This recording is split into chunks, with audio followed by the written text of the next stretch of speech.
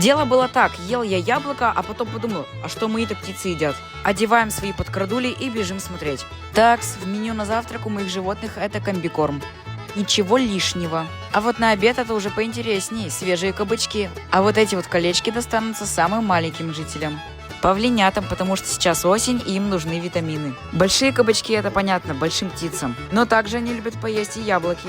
Цветы завяли, так жалко. Ладно, сейчас новые сорвем. Еще растут ведь.